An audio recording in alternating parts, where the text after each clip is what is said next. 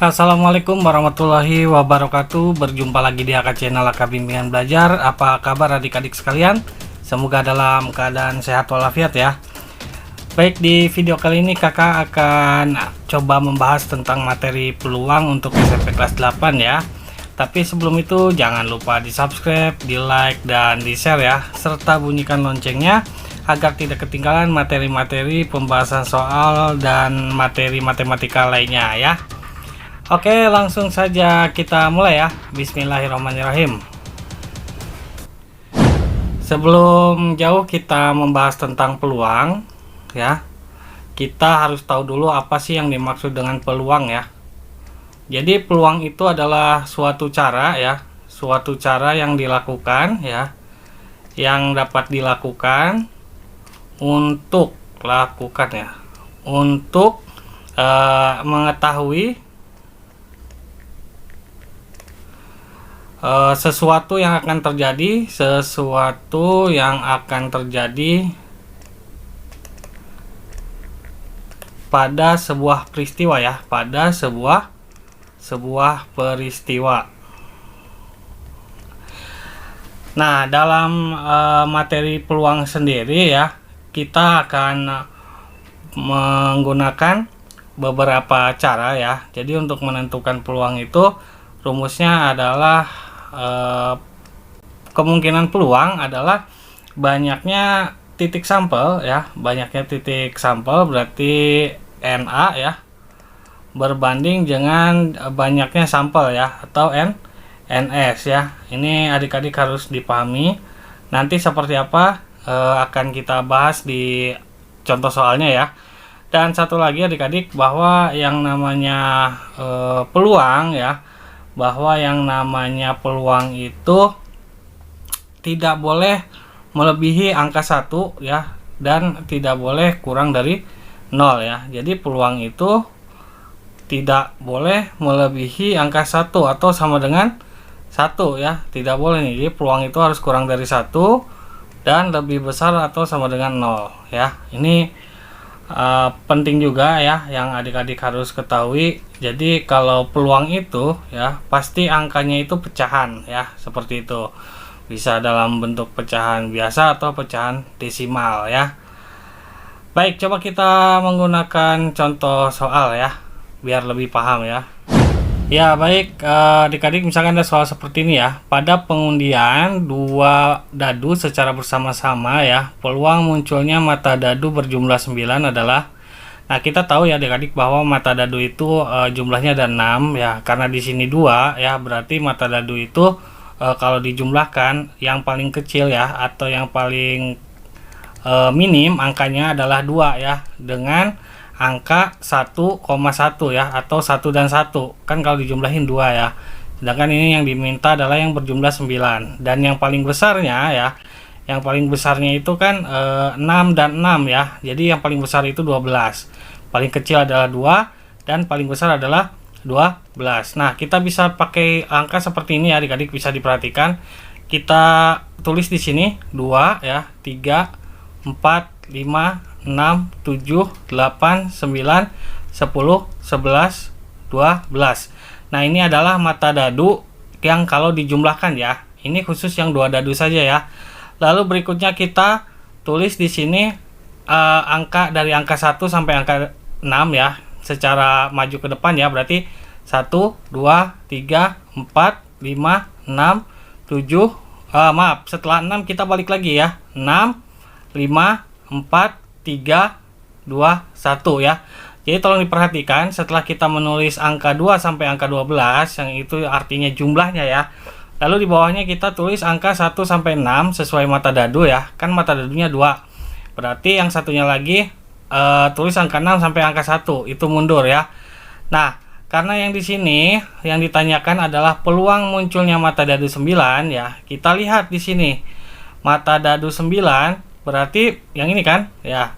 Nah, berarti peluang munculnya adalah 4. Nah, kita tahu bahwa yang di rumus peluang yang kita pakai adalah PA ya, atau banyaknya peluang kemungkinan ya, adalah jumlah titik sampel ya, atau ini yang ditanyakan berbanding banyaknya sampel ya. Berarti di sini kita bisa pakai, nah ini banyaknya sampel tadi yang kalau dijumlahkan bernilai 9 ya, itu adalah 4 ya. Kita tulis 4 per ya, dan ini banyaknya sampel. Nah kalau dadu itu kan 6 ya, berarti 6 kali 6 berapa? 30-an 6 ya. Berarti kita sederhanakan di sini, sama-sama kita bagi 4 bagi 4 1, 36 bagi 4 adalah 9. Jadi jawabannya 1/9 ya. Ini untuk cara ini ya, cara ini bisa adik-adik gunakan khusus untuk yang dua dadu ya.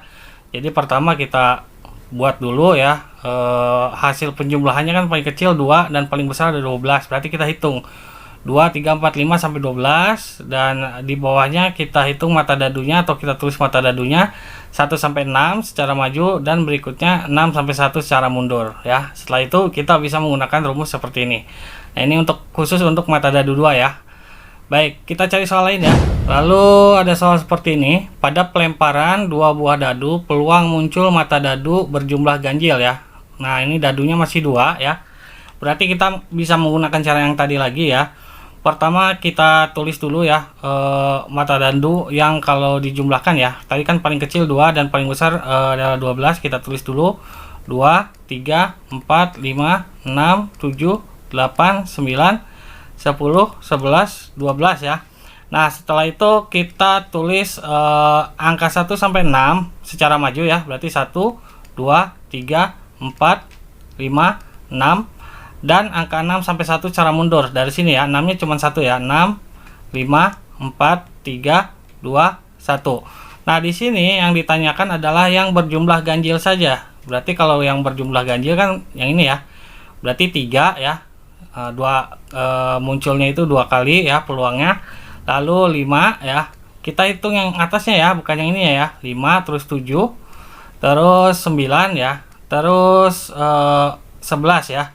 Nah berarti kita jumlahkan nih 2 tambah 4 ya, tambah 6 ya kan, tambah 4 lagi, tambah 2 ya, tambah 2. Nah berarti 2 tambah 4 adalah 6, 6 tambah 6 12, 12 tambah 4 adalah 16, 16 tambah 2 adalah 18. Nah rumus yang kita pakai sama ya. Peluang yang mungkin akan muncul adalah banyaknya titik sampel ya, banyaknya titik sampel berbanding banyaknya ruang sampel ya, banyaknya ruang sampel. Nah berarti yang dipakai di sini adalah untuk NA-nya adalah 18 ya, berarti 18, dan untuk titik sampelnya berarti tadi ada apa ya, berarti ruang sampelnya berarti tadi ada 6 ya. 6 kali 6 adalah 36 ya. Nah di sini kita bisa sederhanakan ya, 18 sama-sama kita bagi 18 ya. 18 bagi 18 adalah 1, 36 bagi 18 adalah 2 ya, berarti setengah. Nah itu caranya seperti itu ya. Oke, kita cari soal lain ya. Baik, ada soal seperti ini ya. Dalam suatu acara untuk memperingati Hari Kemerdekaan, Ketua RT mengadakan undian berhadiah dengan hadiah utama sepeda. Jika dalam undian tersebut terdapat 300 kupon, Andi ingin mendapatkan hadiah utama dengan memiliki 15 kupon. Peluang Andi untuk mendapatkan sepeda adalah, nah ini gampang ya, caranya masih sama. Pertama kita tulis ya, rumusnya itu kan tadi banyaknya titik sampel ya berbanding banyaknya ruang sampel ya, atau NS ya. Di sini titik sampelnya adalah 15 ya untuk kupon yang Adi punya, dan untuk ruang sampelnya ada 300 kupon yang tersedia, berarti 300 ya. Nah ini bisa kita langsung bagi atau kita sederhanakan. Kita bisa sama-sama bagi 15 ya. 15 bagi 15 adalah 1, lalu 300 dibagi 15 adalah 20. Jadi jawabannya peluang Andi untuk mendapatkan sepeda adalah 1 berbanding 20 ya. Seperti itu, mudah ya. Oke, kita cari soal lain ya. Oke adik-adik, perhatikan ada soal seperti ini. Dalam sebuah kotak terdapat 10 bola yang diberi nomor 1 sampai 10. Diambil 3 bola satu persatu tanpa pengembalian. Pengambilan pertama dan kedua terambil nomor ganjil. Peluang terambil bola bernomor genap pada pengambilan ketiga adalah, nah kalau misalkan yang ganjil itu kan angkanya itu berarti kan 1 ya, 3, 5, 7 dan 9 ya. Nah, yang nomor 1 sama yang pertama dan yang kedua itu diambil ternyata ganjil ya. Misalkan nih hilang ya, berarti tinggal 3 ya. Nah, berarti di sini NS-nya ada 3 ya. Sedangkan yang ini ya, untuk yang genap ya, kan yang ditanya yang genap, ini yang ganjil tadi ya. Ini yang ganjil. Terus ini yang genap. Nah, kalau yang genap dia berarti kan berapa aja angkanya? 2, 4, 6, 8, dan 10. Nah, untuk yang genap belum ada yang diambil ya. Berarti kan di sini NS-nya berapa? Masih 5 ya. Nah, caranya sama untuk menentukan peluang adalah pakai cara yang seperti biasa, NA per NS ya. Nah, di sini kan yang diambil itu baru yang ganjil ya. Yang pertama dan yang kedua itu ganjil. Berarti yang ganjil udah diambil kan, gak dibalikin ya. Berarti 3. Sedangkan peluang yang genap ya, untuk pengambilan yang ketiga ya, dia masih 5 tetap ya.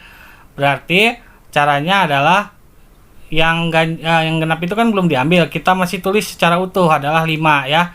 Tapi ingat, untuk ruang sampelnya bukan 10 lagi, tapi 8. Kenapa? Karena kan sudah diambil 2. 3 tambah 5 adalah 8. Berarti sini 8. Jadi peluangnya adalah 5 per 8. Seperti itu.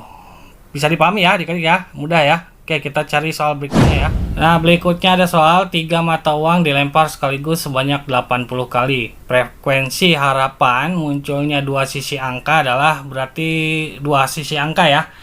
Nah, kita harus tahu dulu banyaknya ruang sampel. Caranya adalah di sini kan satu mata uang koin itu berarti kan ada angka sama gambar ya, berarti 2. Sedangkan di sini ada 3, berarti 2 pangkat 3 adalah 8. Berarti ruang sampelnya harus ada 8 ya.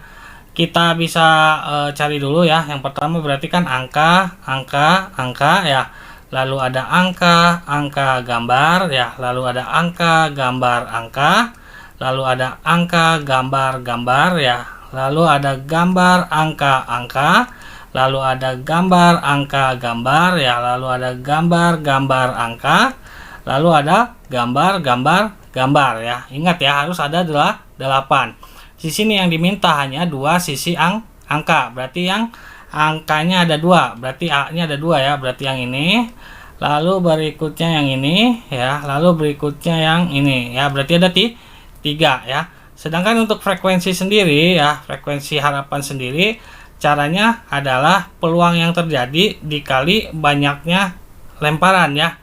Nah, berarti kan untuk mencari peluang rumusnya sama kayak tadi ya, banyaknya titik sampel berbanding banyaknya ruang sampel. Berarti di sini titik sampelnya ada 3, banyaknya ruang sampelnya ada 8, dan banyaknya lemparan ada 80 ya. Berarti 3 per 8 dikali 80. Ini kita coret ya. 80 bagi 8 adalah 10. 3 kali 10 adalah 30. Jadi frekuensi harapannya muncul 2 sisi angka adalah 30 ya. Bisa dipahami ya adik-adik ya.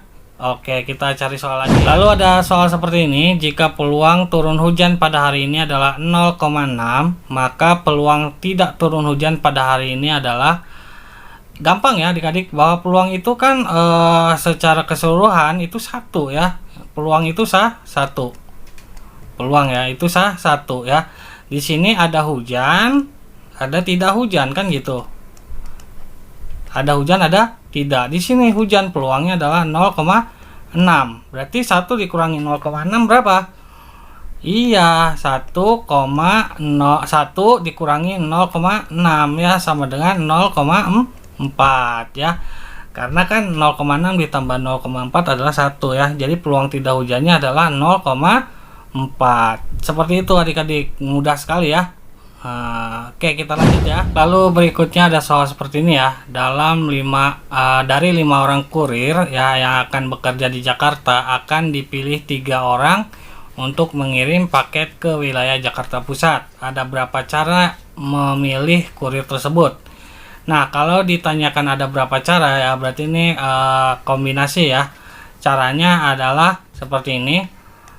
Nah, di sini kan totalnya itu ada 5 kurir ya, sedangkan yang akan dipilih adalah 3 ya. Nah, berarti cara mudahnya adalah kita kasih garis dulu 1, 2, 3 ya, sesuai dengan jumlah orang yang akan dikirim.